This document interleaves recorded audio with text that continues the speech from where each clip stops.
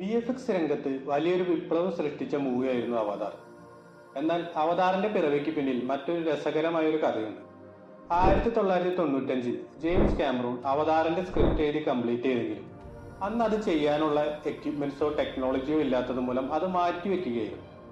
പിന്നീട് 2002 പുറത്തിറങ്ങിയ Lord of റിങ്സിലെ fully CGI വഴി ക്രിയേറ്റ് ചെയ്ത ഗോളം എന്ന ക്യാരക്ടറിനെ കണ്ടതിന് ശേഷമാണ് ജെയിംസ് കാമറൂണിന് അവതാർ വീണ്ടും സ്റ്റാർട്ട് ചെയ്യാനുള്ള ഒരു കോൺഫിഡൻസ് ലഭിച്ചത്. അതിനുശേഷം തന്റെ ടീമിനോടൊപ്പം ചേർന്ന് അവതാർ മൂവിക്ക് വേണ്ടിയുള്ള റിസർച്ചുകളും എക്സ്പെരിമെന്റുകൾ ആരംഭിക്കുകയും കുറച്ച് ജൂനിയർ ആർട്ടിസ്റ്റുകളും ഉപയോഗിച്ച് അവതാറിന്റെ കുറച്ച് സീനുകൾ ക്രിയേറ്റ് ചെയ്യുകയും ചെയ്തു. അങ്ങനെ 2005 അവതാർ മൂവിക്ക് വേണ്ടിയുള്ള പ്രീ പ്രൊഡക്ഷൻ വർക്കുകൾ സ്റ്റാർട്ട് ചെയ്യുന്നത്.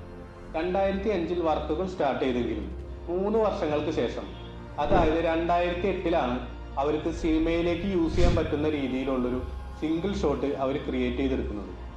പിന്നീട് 2009 ഫിലിം റിലീസ് ചെയ്യുകയും ചെയ്തു.